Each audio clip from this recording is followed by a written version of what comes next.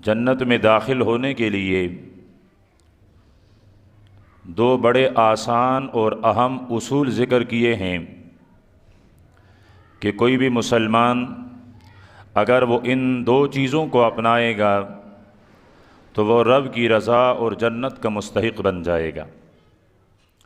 अल्लाह पाक ने इरशाद फरमाया, व अम्मा मन खाफ़ मक़ाम रब्बी, जो भी इंसान क़ियामत में रब के सामने खड़े होने से डर गया, जिसके दिल में ये खौफ पैदा हुआ कि कल क़ियामत को हशर के मैदान में मैं अपने रब के सामने खड़ा किया जाऊंगा, मुझसे ज़िंदगी का सवाल होगा, तो मैं रब के सामने अपनी ज़िंदगी का जवाब कैसे दूंगा। ये डर, ये खौफ उसके दिल में पैदा हो गया। दूसरे नंबर पर इरशाद फरमाया, वनहन नफ्स अनिल हवा, फिर इस इंसान ने अपने आप को, अपने नफ्स को ख्वाहिशात से बचाए रखा। तो कुरान पाक ने इरशाद फरमाया, फ़इन्नल जन्नत हियल मअवा, फिर जन्नत इसका ठिकाना है। बस सिर्फ ये दो काम करें, अपने दिल में अल्लाह का खौफ और खशियत पैदा करें, डर पैदा करें, और नफसानी ख्वाहिशात से अपने आप को बचा लें, तो अगला कदम फिर जन्नत के वस्त में होगा और फिर ये जन्नती इंसान और जन्नती मेहमान कहलाएगा। इमाम गज़ाली रहमतुल्लाह अलैह ने मुख्तलिफ़ तबक़ात का खौफ ज़िक्र किया है। आम लोग हैं तो उनका खौफ, उनका डर आम लोगों से एक दर्जा बुलंद, फिर उनका खौफ, फिर उनसे बढ़कर, फिर उनसे बढ़कर, यानी जितना जितना अल्लाह का क़ुर्ब और अल्लाह पाक के नज़दीकी हासिल करने वाले बंदे हैं, उनके खौफ और उनके डर का मकाम और हैसियत क्या होती है। तो इमाम गज़ाली रहमतुल्लाह अलैह फरमाते हैं, एक आम इंसान का डर है, आम इंसान का खौफ है, वो सिर्फ इतना है कि मैंने गुनाह किया तो मुझे इस गुनाह की सज़ा मिलेगी। मुझसे कोई गुनाह, कोई लग़ज़, कोई ख़ता सरज़द होगी तो उसकी सज़ा मुझे मिलेगी। अल्लाह पाक जहन्नम में डाल देंगे, दुनिया में रिज़्क़ की तंगी में मुब्तला कर देंगे, ज़िंदगी बेराहत और बेचैन कर देंगे। गरज़ उस गुनाह का कोई ना कोई नहूसत, कोई ना कोई सज़ा वो मुझे मिलेगी। ये सज़ा के खौफ और डर, फरमाए ये आवाम का खौफ है, आम आदमी, आम कलमा पढ़ने वाला, आम उम्मती, ये इसका खौफ है। जिस तरह कोई शागिर्द, उससे कोई गलती सरज़द हो जाती है, दिल में खौफ होता है उस्ताद को पता चलेगा तो मुझे मारेगा।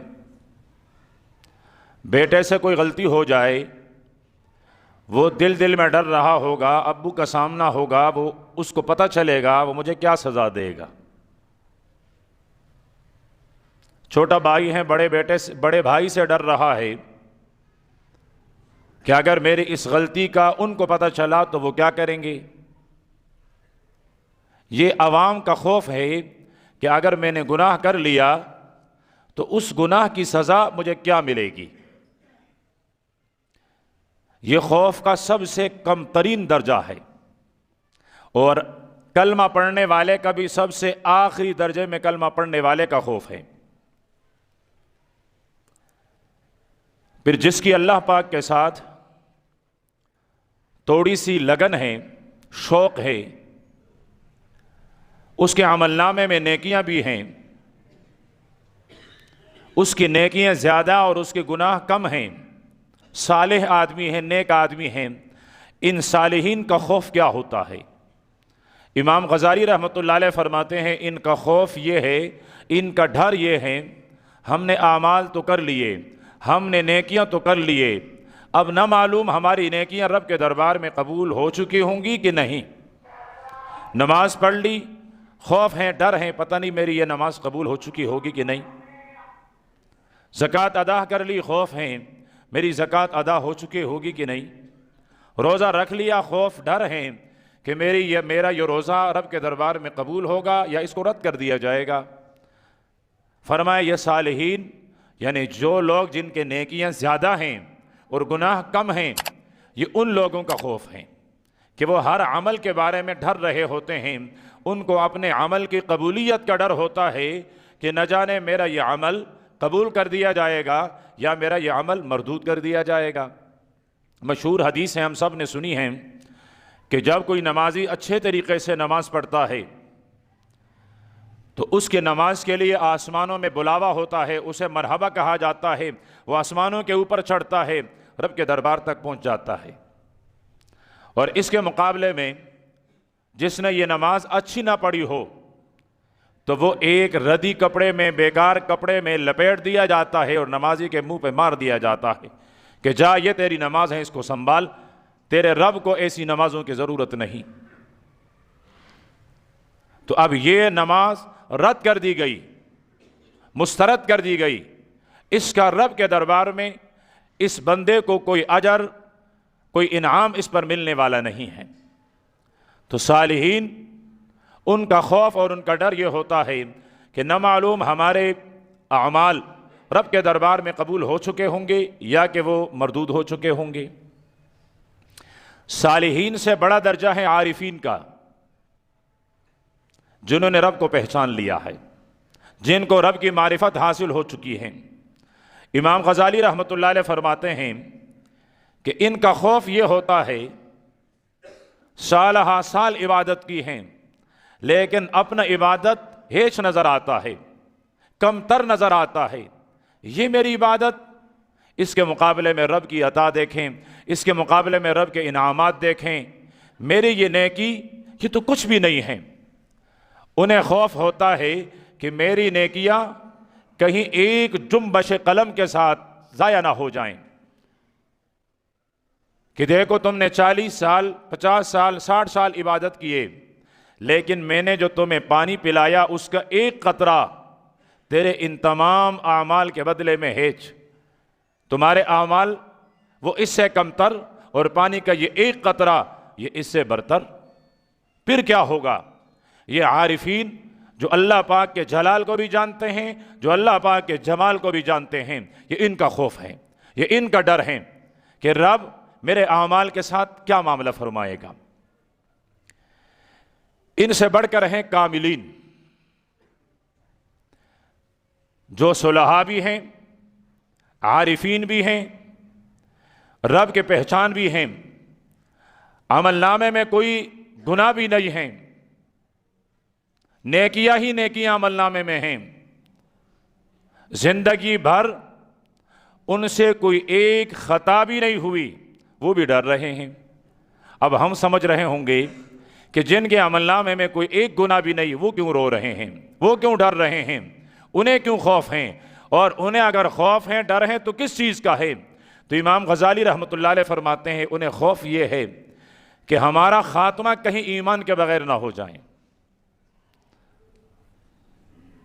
जिंदगी तो बड़ी पाबंदी की गुजारी है, लेकिन कहीं ऐसा ना हो कि ये रोज़ा हराम पर अफ्तार हो जाए और सारी जिंदगी चली जाए, ख़त्म हो जाए। ये कामिलीन का खौफ।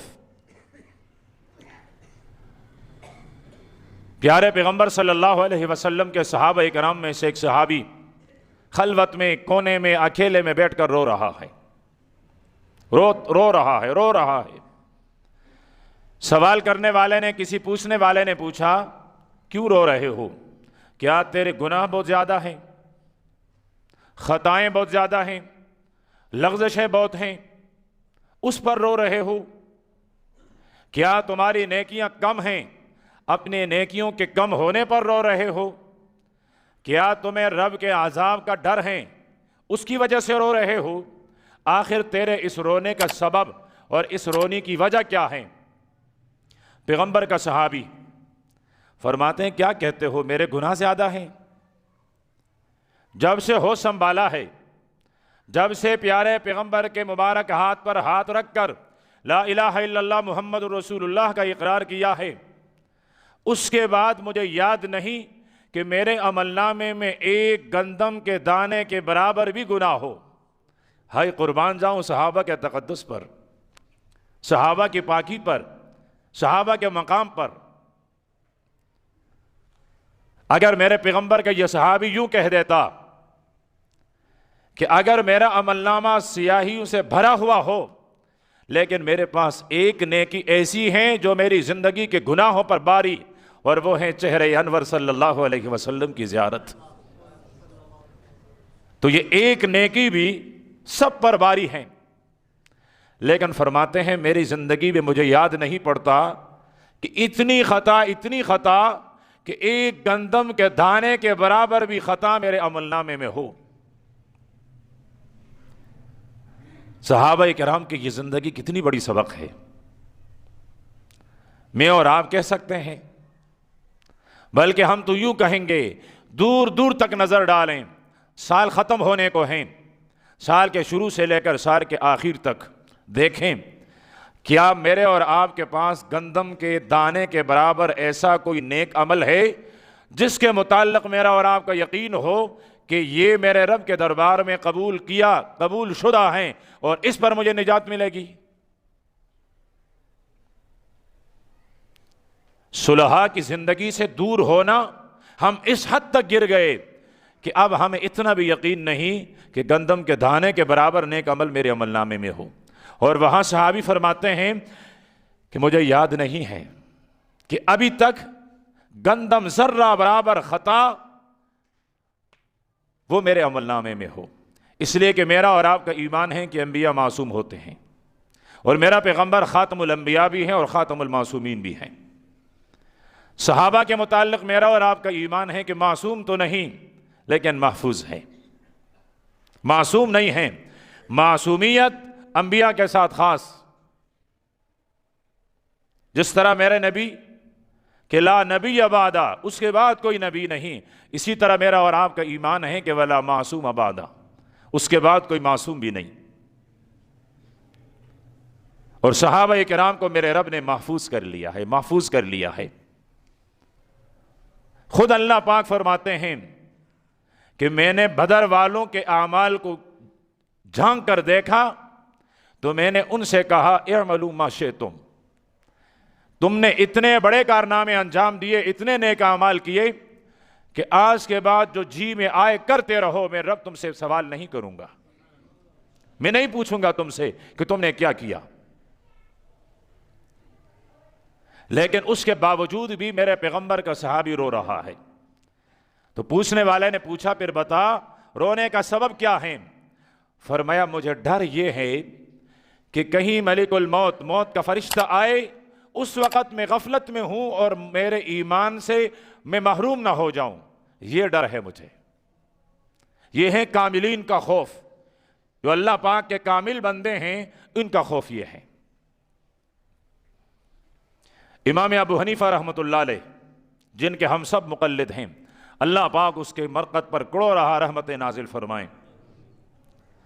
40 साल जिन्होंने इशा के वजू से फजर की नमाज पढ़ी, 40 साल, 40 दिन नहीं, 40 हफ्ते भी नहीं, 40 साल एक ज़माना होता है।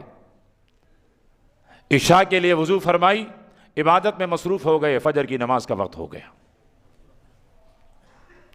इस मकाम पर फाइज आदमी बैतुल्लाह के तवाफ से फारिग होकर रब के सामने अर्ज करता है, फरियाद करता है, रो रहा है, ए मेरे रब, इस बंदे ने तेरी इबादत का हक अदा नहीं किया, इस पर रहम फरमा। अपने आप को मुखातिब करते हुए इमाम अबू हनीफा कि इस बंदे ने जिंदगी गुजारी, लेकिन रब्बा जिस तरह आपको पहचानने का हक था, जिस तरह आपकी इबादत का हक था, वह हक अदा न कर सका, उस पर रहम फरमा। यह है कामिल लोगों का खौफ कि उनका डर यह है कि दुनिया से जाते हुए कहीं ईमान के सरमाए के बगैर रुखसत ना हो जाएं। इमाम अहमद इब्न हंबल रहमतुल्लाह अलैह, जुर्रत और इस्तिकामत का पहाड़, बादशाही वक्त ने उनको कैद किया। घोड़े बरसाने वाला घोड़ा बरसाता है, और इतने जोर से बरसाता है कि वादी के आखिरी किनारे तक कोड़ा डंडा बरसने की आवाज वहां तक सुनाई देती है।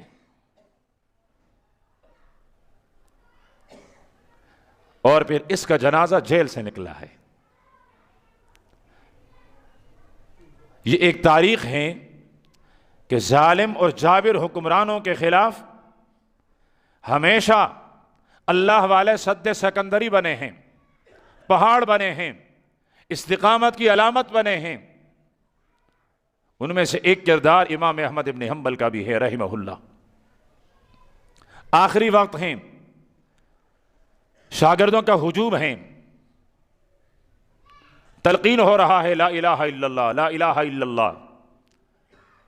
इमाम साहब की उंगली बुलंद होती है, फरमाए ला ला ला। शागिर्द हैरान हैं कि इस वक्त किस चीज की नफी हो रही है, किस चीज के बारे में फरमा रहे हैं कि ला नहीं। थोड़ा सा इफाका हुआ, शागिर्दों ने कहा हजरत आप ला ला।